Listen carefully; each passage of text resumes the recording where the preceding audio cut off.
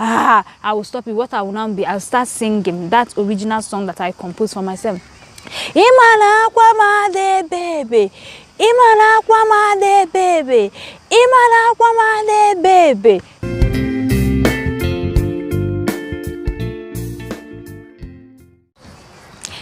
Hi guys, welcome back to my channel. You are welcome everybody. If you're already my subscriber, you are Republic of Ozzy Tochi's family. You are highly welcome. And if today is the first day you are watching our video, you are welcome. Do you know what you are going to do? Subscribe. Very important. When you subscribe, you will be original member of Ozzy Tochi group of company. And sharing is allowed. Nobody is charging you to share.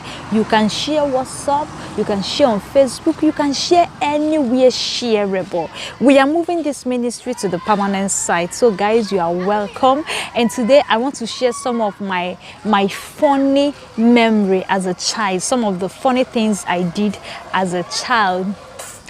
We came back to this garden. Now, this is where we filmed our last video, and my husband is over there. He went to play tennis. I think he's done. He's coming back. So I said, let me use this opportunity to film this video, some of the funny things I did as a child. Guys, please, you people should not laugh at me too much. You can laugh, but laugh small, like just, laugh in a supreme way.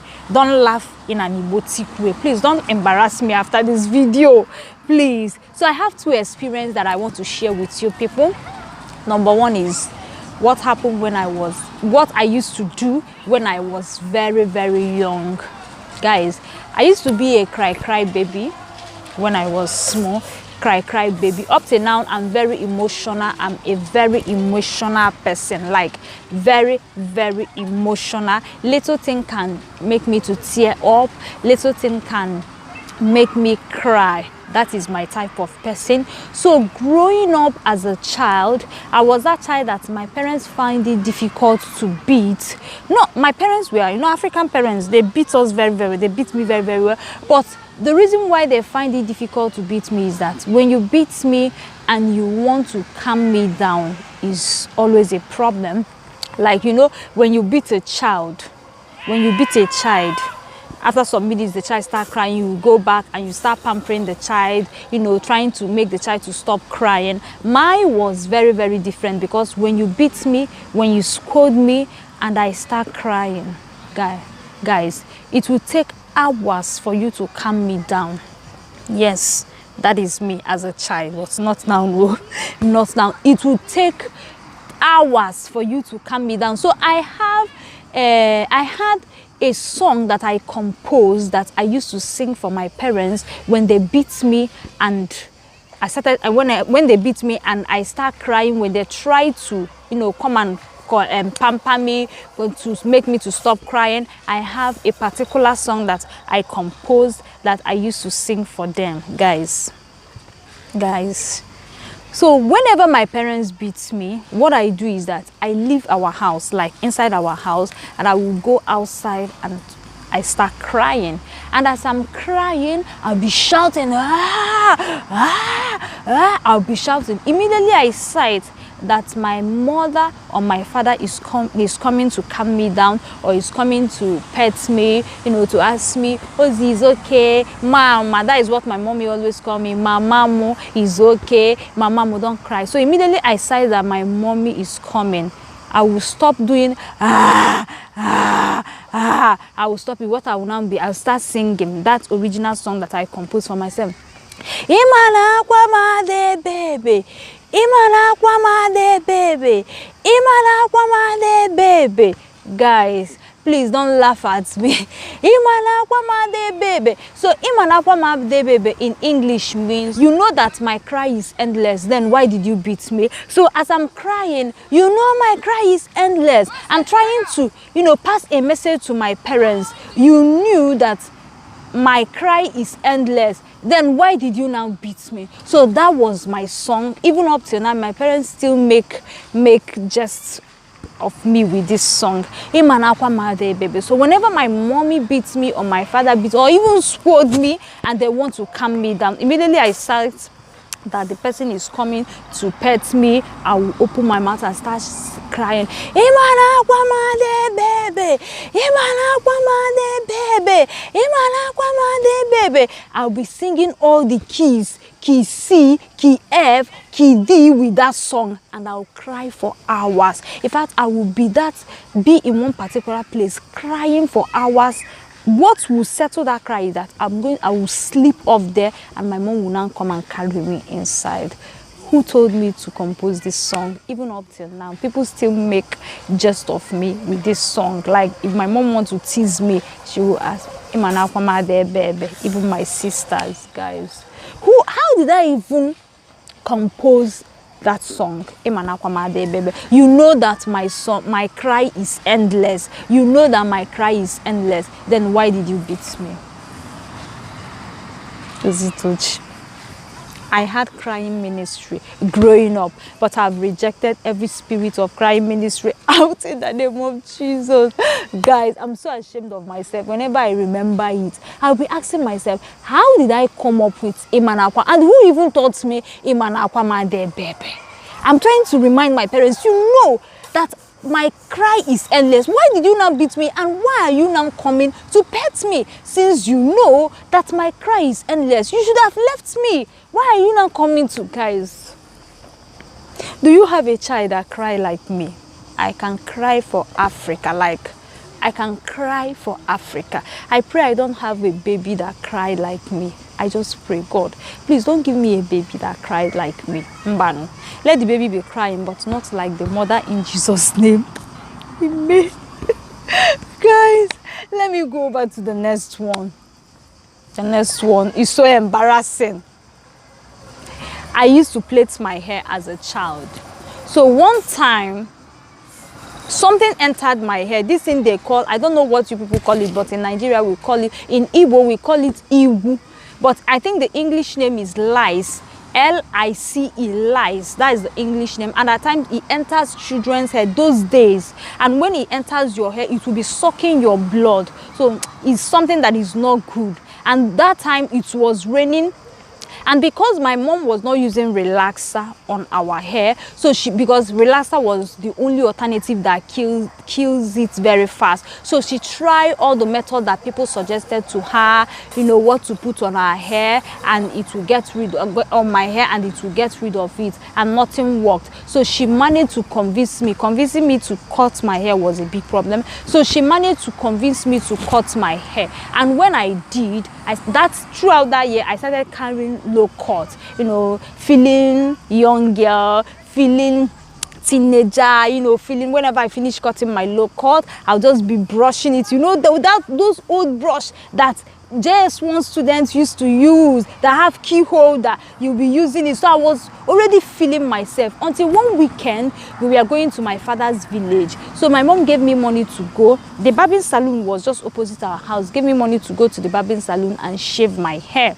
So I went to the barbing salon, hoping that the guy already knows me, hoping that the guy is going to shave my hair, normal low cut, that I used to do big girl. And I just gave this guy money, sat down, and the guy started cutting my hair. Guys, lo and behold, by the time I finished, the guy finished cutting my hair and he had, oh, see, I'm done. You cannot go. And I stood up, looked at the mirror. Guys, guess what I saw? Guess what I saw? I saw that this guy gave me punk. You know punk? Punk. Those ones they do in Nigeria, they do for boys. You will shave here, mala, like here will be skin, empty, nothing will be. Then you will remain something here. Punk. Those ones that pastors, old time pastors used to do. That was the hair that this guy barbed for me. And immediately I just look at the guy. I didn't know that the person that came to his shop was somebody that had crying ministry. When I looked at the mirror, look at myself in the mirror, and I saw that this guy, and I was going to the village to do shakara for all my village friends. This guy gave me punk. When I looked at the mirror, I saw that this guy gave me punk. I said, Mwaki punk. I'm going to show you myself. Me, you gave me punk. Guys, I opened my mouth, I started crying. I told the guy, I'm not going to leave your shop. Me leave your shop, I'm not going anywhere. You are going to pay my hair. You are going to pay for my hair, guys. I can compose song. I started crying there. Iga kurumo wishim. Iga kurumo wishim. Iga kurumo wishim. Iga kurumo wishim. You will pay for my hair. You will pay for my hair. This guy tried everything to beg me to calm me down. Not lie, for where? Come Ozzy, cry, baby. I was crying. Everybody in the barbing salon was begging me. Ozzy is okay. Ozzy, just sit down. There is a way he's going to do it, and you're going to live. They were trying to convince me. When they saw that the sister involved had crying ministry and was not ready to stop, I think what they did was they went and called my mom and told my mom the situation on board. Because the next thing I saw my mom coming in. And immediately my mom came in. And she was coming in because they have discussed with my mom. So my mom came with sweet tongue. Immediately my mom entered into the barbing salon. She said, hey, see my mother. See how my mother is. Jesus. He called the guy's name and said, are you the one that beautified my mother like this?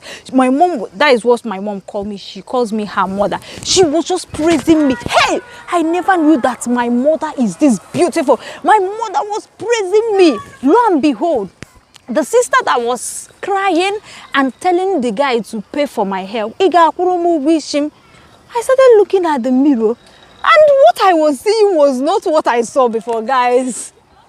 Who even told me that after somebody have shaved your hair, there is a way the person is going to pay for your hair? I was crying in that shop telling this guy, you will pay for my hair. Guys, that was the disgrace. I was disgracing myself. Guys, I really disgraced myself as a child. Like, I did a lot of funny things. But guys, do you know there's something I learned from this thing that happened whenever I remember it? Because when my mom came in, she started praising me. Do you know what happened to me?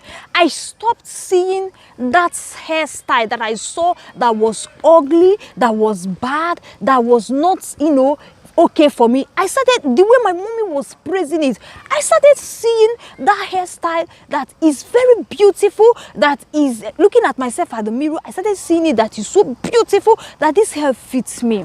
Guys, do you know what? It's very funny, but do you know what I learned in this thing? Is that there is power in tongue. Guys, parents, there is power in tongue. Don't use your mouth to bring your children down. Don't use your mouth to bring your husband or your wife down. We are always pinpointing the bad things they do. No, at times compliment them. Because as my mother started praising me, I stopped crying immediately. I stopped singing, you will pay for my hair. I stopped it. And I started seeing that hair, like the hair. I was looking at myself. I was like confused. And my mom managed to convince me. And I went home with it, with the hair. I went home with my mom with the hair. And because of what my mother spoke inside of me, the way I was seeing the hair changed immediately. My mindset towards the hair changed. I started seeing that this hair is very beautiful. So guys, I know it's funny, it's very funny memory, but anytime I think about it, I learn how to use my mouth, in a positive way. Use your mouth to compliment people. Use your mouth to bring out the best in people.